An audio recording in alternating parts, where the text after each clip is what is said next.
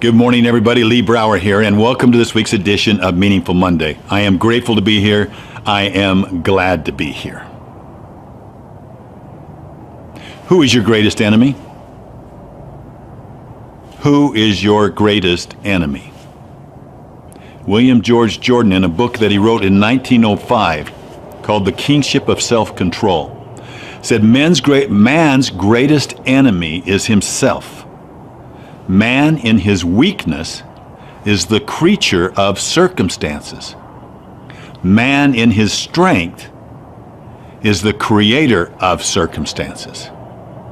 So are we creatures of circumstances or are we creators of circumstances?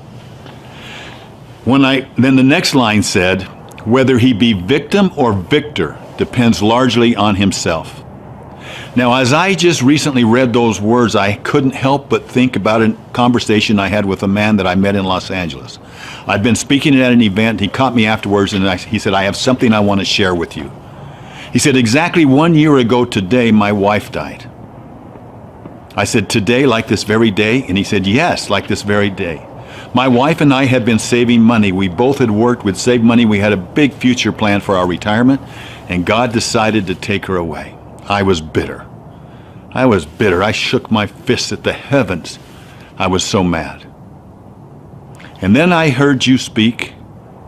I read in your book, and I read this story about a gratitude rock and how you take a rock every day. And you remind yourself in the morning when you look at it sitting on your wallet and you pick your wallet up, you remember to ask yourself the question, what am I grateful for today? And then when you take the wallet at night, you say, what am I grateful for today? And he says, I was ashamed in the moment because I knew all along that I should not be hiding in my room, but I should be out sharing. But I didn't have the discipline, the self-control, to be able to move beyond my grief. He said, but when I saw that, I decided in that moment that my life would change. And he said, I went out to her garden, and he reaches in his pocket. And he brings out a rock. And he says, I went out and picked a rock from her garden. And I've dedicated every single day of my life to honoring her memory and the immense gratitude that I have for everything that I've learned from her and everything that I continue to learn from her. And dedicating that to share to her. And I've never been more happy in my life. Thank you. Now that rocked me. Because his next words said, I am no longer a victim. I am a victor. So when I read those words by William George Jordan, you can imagine how that impacted me and brought that great memory back to me. But brought also the question is there a relationship between self-control and gratitude? So I started researching it. And I found a sense that, we're led out by saying, can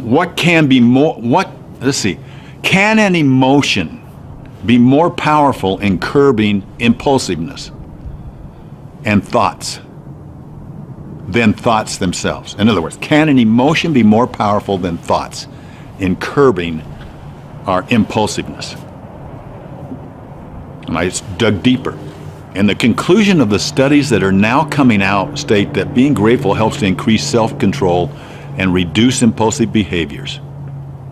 They said that when you regularly experience gratitude, the more self-control you'll have in various areas of your life, especially those areas of making important decisions, the ability to put off a decision today for something that's more important, impulsiveness today for something that's more important tomorrow.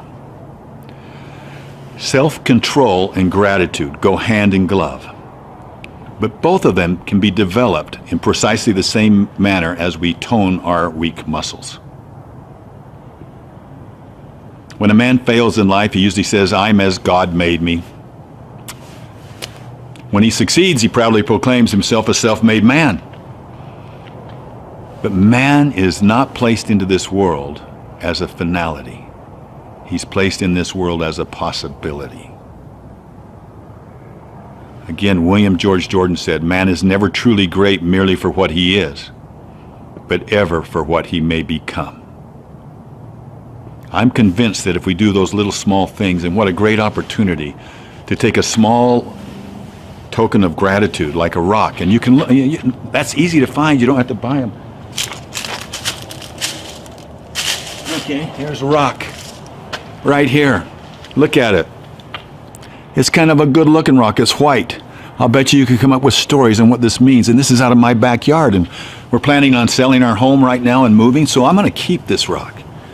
I can like it. It's soft. It feels good. It's going to feel good in my pocket. It's going to remind me of this place. It's going to remind me of all the wonderful memories that we've had over the last 13 years. That's what you can do. You can develop more self-discipline and by adding more gratitude to your life. Try it. You'll like it.